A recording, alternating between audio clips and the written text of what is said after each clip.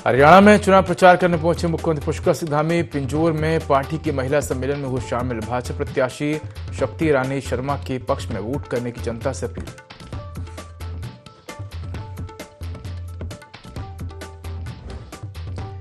खाद्य मंत्री रेखा आर्या की समीक्षा बैठक। मुफ्त गैस रिफिलिंग के बजट में देरी पर जताई नाराजगी। राशन किट में सुधार के लिए अधिकारियों को दिए निर्देश।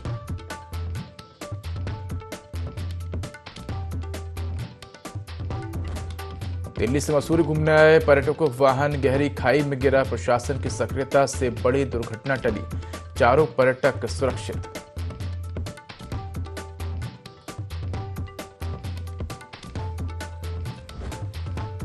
उत्तराखंड में फिर बदलेगा मौसम। मानसून की विदाई से पहले फिर बारिश के आसार। कई जिलों में बारिश का येलो अलर्ट जारी।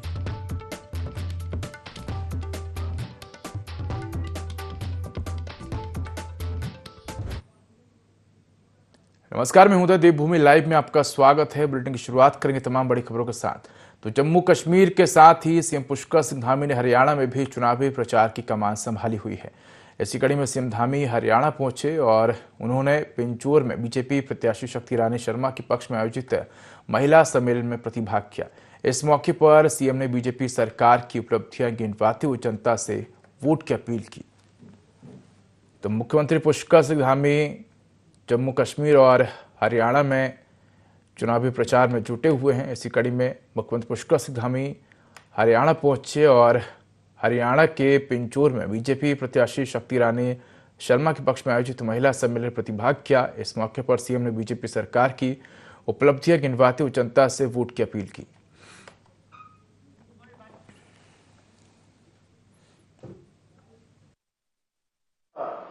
भीषण गर्मी में जहां इतना लोगों के पूरे इस धूप के कारण से पसीना चू रहा हो, आप सब इतनी बड़ी संख्या में आए हैं। मुझे पूरा विश्वास है, मेरे मन में कोई संदेह नहीं है कि 5 तारीख को आप सब भारी संख्या में मतदान करवाने वाली हैं और 8 तारीख को इस विधानसभा क्षेत्र से कमल खिलाने वाली हैं। हमारे प्रधानमंत्री आदरणीय मोदी जी के नेतृत्व में हरियाणा की भाजपा सरकार ने पिछले 10 सालों में अनेक कीर्तिमान स्थापित किए हैं, चाहे वो सड़क का क्षेत्र हो, स्वास्थ्य का क्षेत्र हो या विभिन्न योजनाओं के जरिए गरीब किसानों और बहन बेटियों का। तो 10 वर्षों में 40 बड़े बड़े राष्ट्रीय राजमार्ग बनाने के साथ ही गांव-गांव में सड़कों का जाल बिछाया गया है। अगर हम पहले की बात करें तो रेलवे का बजट कुछ सैकड़ों रुपए में होता था। उस बजट को 300 करोड़ से बढ़ाकर 3000 करोड़ करने का काम किसी ने ऐतिहासिक काम किया है, तो मोदी जी के नेतृत्व में हरियाणा और मोदी जी की सरकार, डबल इंजन की सरकार ने काम किया है। पहले हरियाणा के अंदर पानी की बहुत बड़ी किल्लत होती थी। यहाँ पर बेटियों के जन्म को एक अभिशाप माना जाता था। हरियाणा की छवि ऐसी बन गई थी पूरे देश के अंदर, भ्रूण हत्या के रूप में और बेटियों का विरोध करने वाले राज्य के रूप में बन गई थी। लेकिन पिछले 10 सालों में हमारे प्रधानमंत्री मोदी जी ने बेटी बचाओ और बेटी पढ़ाओ जो अभियान शुरू किया, उससे भाजपा सरकार ने इस पूरे हरियाणा की छवि को बदलने का काम किया। अरवटपुर बस अड्डे को जल्द ही एक नई सौगात मिलने वाली है, जिससे आने वाले समय में यात्रियों को सुगम वातानुकूलित यात्रा का लाभ मिल सकेगा, बल्कि इससे यहाँ नए रोजगार के संसाधन भी उपलब्ध हो सकेंगे। साथ ही जाम से भी निजात मिलेगी। दरअसल बीते साल क्षेत्रवासियों को हरबटपुर बस अड्डे के रूप में एक सौगात मिली थी, जिसका फायदा इस वर्ष शुरू हुई चारधाम यात्रा के दौरान बने पड़ाव के रूप में देखने को मिला।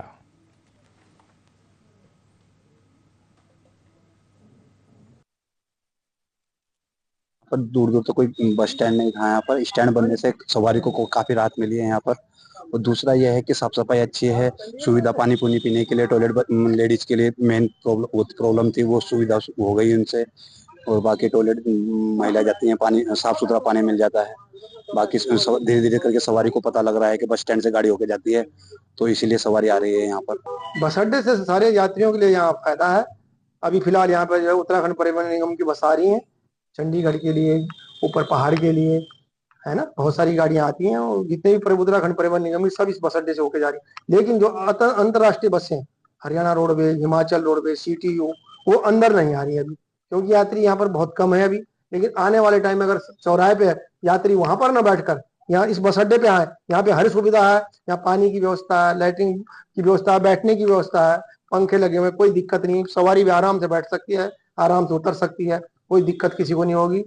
अब भविष्य में वहाँ चौराहे पे अगर किसी तरह से सवारियों पे रोक लग जाए, वहां पे अगर न बैठाई जाए सवारी, उनको यहाँ भेजा जाए, तो यहाँ पे बड़े आराम से बस स्टैंड अच्छी तरह से चलेगा। उत्तराखंड सरकार के बनने के बाद हरबटपुर को जो एकमात्र उपलब्धि हासिल हुई है वो इस बस अड्डे के रूप में ही हासिल हुई है, और इससे जो लाभ होने हैं, लाभ तो बहुत सारे होने हैं। देखिए, व्यापार बढ़ ही रहा है, यात्री आते हैं, बस आती है, लोग उतरते हैं, यहाँ के जो स्थानीय जनता है उसको लाभ है उस बात का। और अभी इसी साल से जो है यहाँ पर जो चारधाम यात्रा है उसका पहला पड़ाव के रूप में भी इस बस अड्डे का इस्तेमाल हुआ है, यहाँ से उसका संचालन शुरू हुआ है, तो उससे पूरे बाजार में बहुत अच्छा व्यापार हुआ है। लोगों को, व्यापारिक लोगों के चेहरे खिले हैं, उससे उनको बड़ा लाभ हुआ और सब लोगों ने मतलब इसकी अच्छी प्रशंसा की है। जिनको समझना हो कि पब्लिक इंफ्रास्ट्रक्चर का क्या मतलब होता है, वो भ्रामक ही चला सकते हैं, क्योंकि उनके खुद के समझ में नहीं आता। बस अड्डा एक इंफ्रास्ट्रक्चर है, पूरे यात्रा का संचालन इस बस अड्डे से हुआ। ना केवल विकासनगर हरपटपुर में, बल्कि यहां से लेकर के यमुनोत्री तक का जो यात्रा का संचालन है, उसका जो मैनेजमेंट है, उसका केंद्र हरपटपुर रहा है।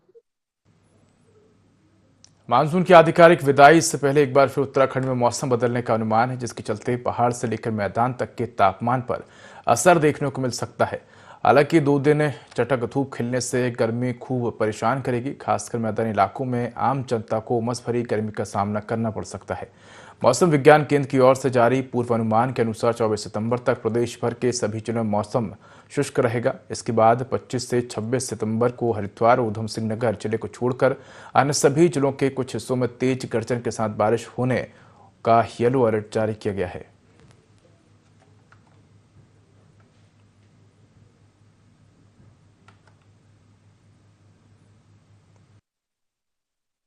वीक आपके पास सितंबर का ये लास्ट वीक जो है वो बचा है। और आप अगर विदाई की बात करते हैं मानसून की, तो सितंबर में 25 के बाद एक शुरुआत होती है और करीब 30 के आसपास तक हमारे यहाँ से पूरी तरह से निकल जाता है, जो नॉर्मल डेट्स है। अभी जो एक्टिविटीज़ है काफ़ी कम चल रही है। आप देखेंगे 20, 21 में और 22 में या इवन 19 में भी जो 4-5 दिन ऐसे होगी, करीब 4 दिन आसपास जो है, जिसमें कि ऑलमोस्ट ड्राई चल रहा है या आइसोलेटेड टाइप एक्टिविटी थोड़ी मिली है। और अभी 2 दिन आगे भी देखें, आज 23 है, कल 24 है, तो इसमें भी कोई एक्टिविटी खास दिखती नहीं है। लेकिन जब आप 25 और 26 को जा रहे हैं, तो 25-26 सितंबर में जो स्कैटर टाइप एक्टिविटी वो दिख रही है प्रिडिक्शन में, कि लाइट से मॉडरेट रेन जो है, आप कह सकते हैं कि कुछ जगहों में वो प्रदेश में मिलेंगी, खासकर हिल्स में। और मैदानी क्षेत्रों में देखेंगे तो वहाँ पे भी एका दुक्का जगह जो है आइसोलेटेड एक्टिविटी वहाँ भी मिलनी चाहिए। तो ऐसा जो है 25 और 26 सितंबर को दिखे। विश्व प्रसिद्ध गंगोत्री एवं यमुनोत्री धाम में भविष्य में लगातार खतरे के मुहाने खड़े हैं। दोनों धामों में नदी का तल हर साल बढ़ रहा है, जिसके चलते आने वाले समय में दोनों धामों को बड़ा खतरा उत्पन्न हो सकता है। इस बार की आपदा से दोनों धामों में बड़ा नुकसान हुआ था, जिसके चलते तीर्थ पुरोहितों सहित यात्रियों को भारी परेशानियों का सामना करना पड़ा था। दोनों धामों के पुरोहित जल्द सुरक्षा कार्य करवाने की मांग लगातार प्रशासन से कर रहे हैं। हर साल नदी में बहकर आ रहा गाद से नदी का तल उठता जा रहा है। भविष्य में दोनों ही धामों के लिए खतरनाक हो सकता है नदी के तल का उठना। ऐसे में दोनों धामों में आने वाले श्रद्धालुओं के लिए भी भारी खतरा उत्पन्न हो सकता है।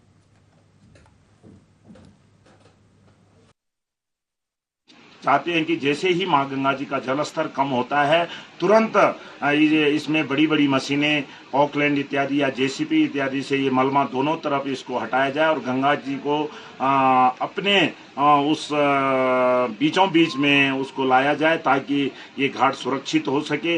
यदि इस प्रकार से कोई भी अगर लापरवाही की जाती है, तो आने वाले समय उसमें जो है काफ़ी नुकसान होने की संभावना है। इसलिए मैं उत्तराखंड सरकार एवं जिला प्रशासन से अनुरोध करूंगा कि जल्दी से जल्दी यहाँ पर इस घाट पर सुरक्षा की जाए और ये जो घाट बह गया है इसको पुनः निर्मित किया जाए। सितंबर माह में जो है काफ़ी ज़्यादा बारिश हो रही है, किंतु हमको आशा है कि अब ये जो है आखिरी क्षण होगा बारिश का, 2-4 दिन में मौसम जो है अच्छा हो जाएगा।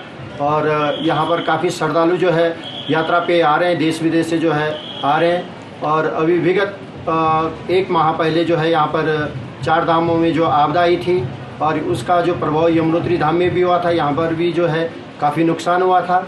किंतु शासन प्रशासन द्वारा जो है अभी तक उसमें कोई सुरक्षा दीवार का जो है अभी तक कोई कार्य नहीं किया गया है और हम चाहते हैं कि जल्दी से जल्दी जो है सुरक्षा दीवार का कार्य किया जाए, जिससे जो है यहाँ पर यमुनोत्री धाम की सुरक्षा बनी रहे, क्योंकि जो है दिन प्रतिदिन जो है यमुना जी का प्रभाव जो है काफ़ी तेज बढ़ता है और जिससे कि यहाँ पर जो है खतरा बना।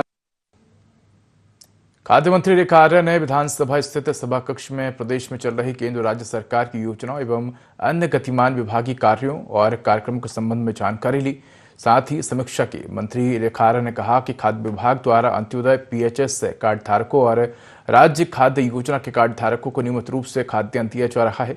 वहीं खाद्य मंत्री ने मुफ्त गैस रिफिलिंग के लिए विभाग द्वारा बजट जारी नहीं किए जाने पर सख्त नाराजगी जताते हुए कहा कि शीघ्र ही इस संबंध में प्रस्ताव तैयार कर आगामी कैबिनेट में प्रस्तुत किया जाए, जिससे प्रदेश के लगभग 1,84,000 परिवार मुफ्त गैस रिफिलिंग योजना से लाभान्वित होते रहे।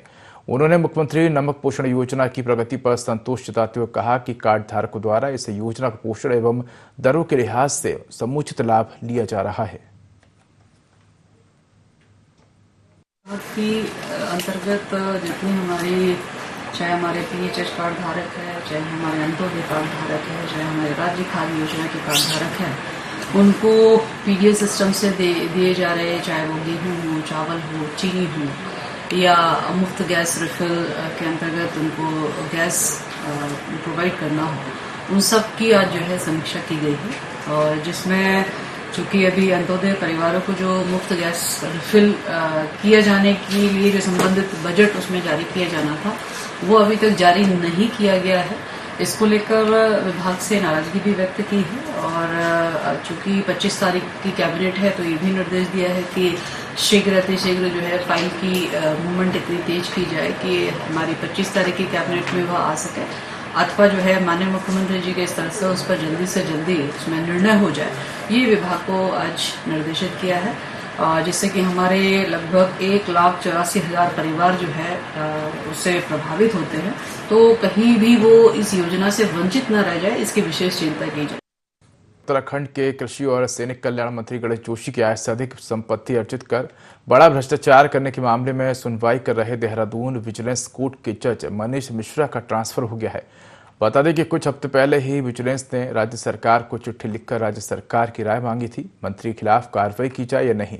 इसके लिए राज्य सरकार को अक्टूबर के दूसरे हफ्ते तक अपनी राय विजिलेंस को सौंपनी थी और विजिलेंस ने उसके बाद कोर्ट को इस संबंध में अवगत कराना था, लेकिन कोर्ट के पास विजिलेंस ये राय रखती उससे पहले ही जज का ट्रांसफर हो गया, जिससे चर्चा का बाजार गर्म है। प्रदेश कांग्रेस को भी बैठे बिठाए मुद्दा मिल गया है और कांग्रेस लगातार भाजपा पर हमला बोल रही है।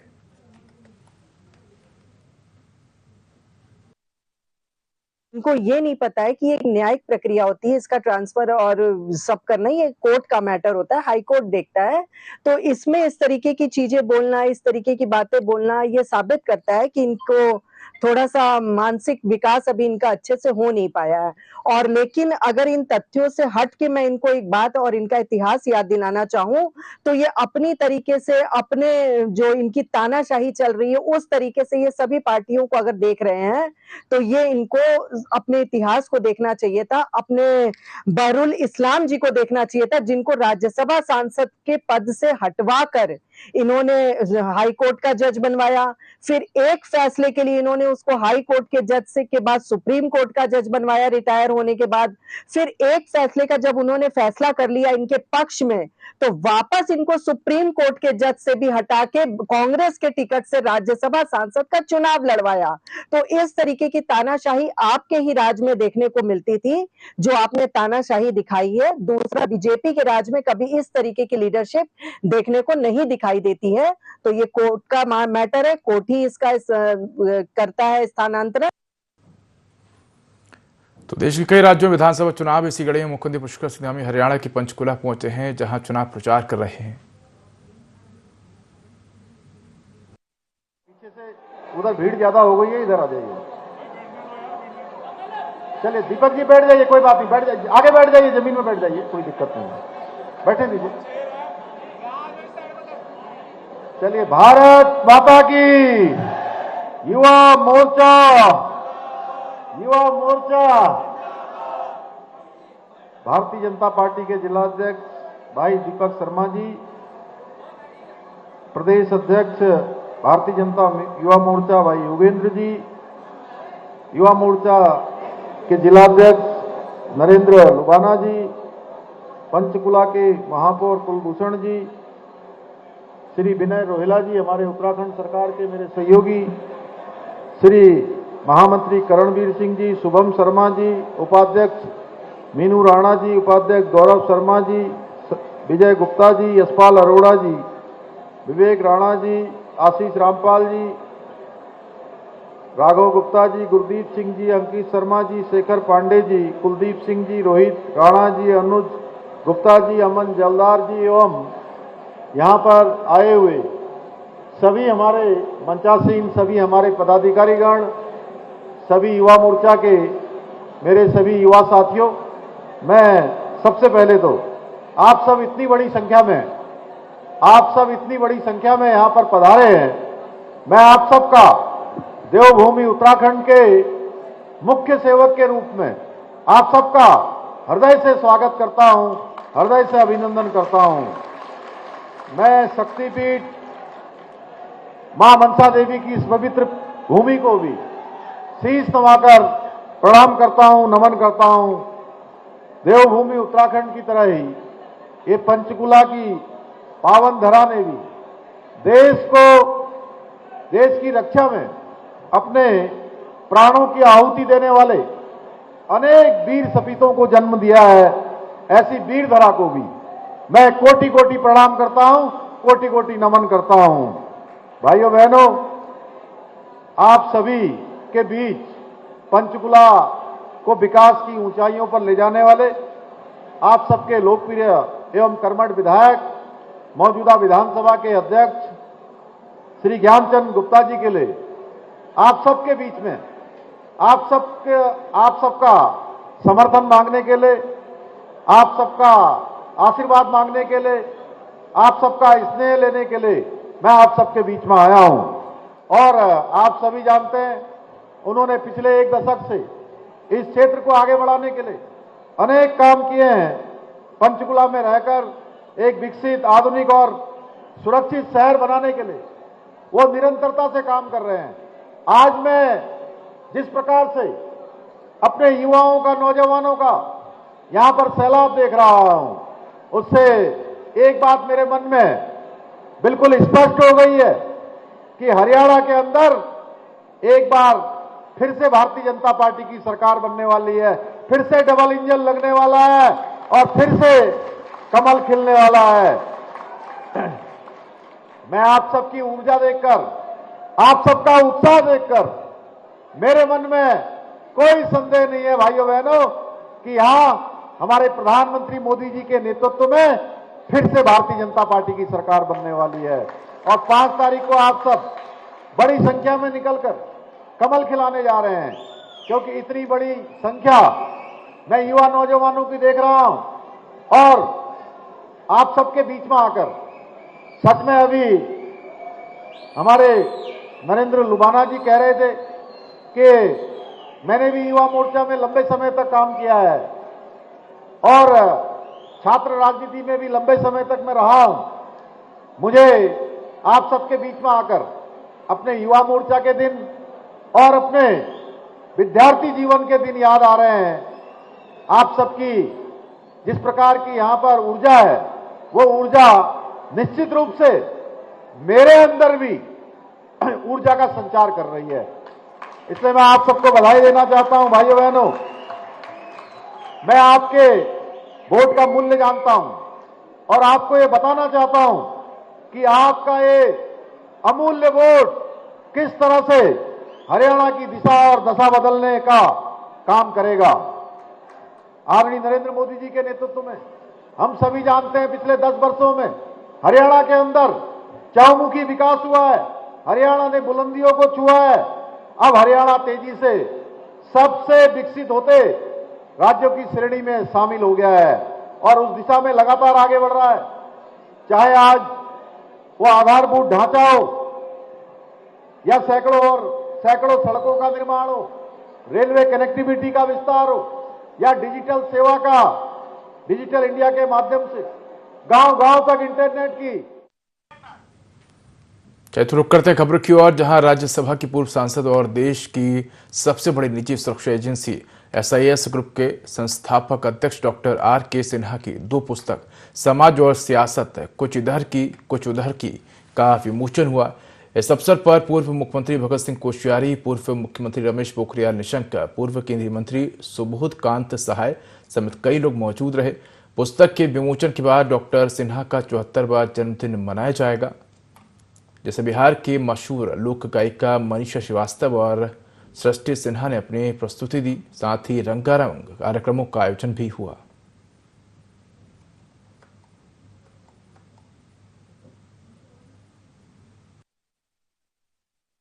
दिन के अवसर पर यहाँ बच्चों के साथ कार्यक्रम मनाया जा रहा है। पूरा विद्यालय परिवार ही उनका अपना परिवार है और वो हर बच्चे को वो अपने परिवार का सदस्य समझते हैं और हर एक का बहुत ख्याल रखते हैं। हर बच्चे के लिए हर मुमकिन सहूलियत इस विद्यालय में दी जा रही है और यहाँ सभी विद्यालय के बच्चे बहुत खुश हैं। आदरणीय सिन्हा साहब मेरे अग्रज हैं। कोई भी गरीब उनके पास जाता है किसी भी अपनी तकलीफ के लिए तो उसकी पूरी मदद करते हैं। मैं आज उनके जन्मदिन के मौके पर उनके उत्तम स्वास्थ्य, उज्जवल भविष्य, दीर्घायु, आनंद सहित दीर्घायु की कामना करता हूँ। इंडियन पब्लिक स्कूल के संस्थापक आदरणीय R.K. सिन्हा जी का जन्मदिन है और इस विद्यालय में आज एक छोटा सा उत्सव मनाया जा रहा है। सिन्हा जी हमारे अत्यंत प्रेमी मित्र हैं। जो इनसे एक बार मिल लेता है वो इनके मित्र हो जाते हैं। ये पत्रकार भी है, ये राजनेता भी है और ये मैन पावर के सबसे बड़े सप्लायर्स में से एक है। देखिए वो कांग्रेस हो चाहे बीजेपी हो चाहे कोई व्यक्ति हो, सब उनकी है। जो देवभूमि का जो गौरव है वो तो सबको बना करके रखना है और यदि ऐसा लगता है और हो रहा है इसको रोकने की निश्चित रूप में जरूरत है। चंपावत जिले के बाराकोट ब्लॉक के दूरस्थ सील गांव के बरूड़ी तोक की सड़क बीते दिनों आई आपदा से बुरी तरह क्षतिग्रस्त हो गई। गांव को जोड़ने वाली दोनों सड़कें बंद हैं, जिसके चलते ग्रामीणों को कई तरह की समस्याओं का सामना करना पड़ रहा है। गांव की बुजुर्ग महिला की तबीयत अचानक बिगड़ गई, जिसके बाद ग्रामीण बुजुर्ग महिला को डोली के सहारे 3 किलोमीटर उबड़ खाबड़ रास्तों से 2 घंटे की कठिन पैदल यात्रा कर नेत्र सलान तक लाए। इसके बाद वाहन के माध्यम से महिला को जिला अस्पताल पहुंचाया। ग्रामीणों ने बताया कि गंगाली और नेत्र सलान की सड़क पूरी तरह बंद पड़ी है। ग्रामीणों ने प्रशासन से जल्द सड़क खोलने की मांग की है। सामाजिक कार्यकर्ता रमेश सिंह ने बताया कि सड़क बंद होने से क्षेत्र के कई तरह की दिक्कतों का सामना करना पड़ रहा है और इसी के साथ ही कई तरह की योजनाओं का लाभ ग्रामीणों को नहीं मिल पा रहा है। पेयजल योजना भी बह चुकी है।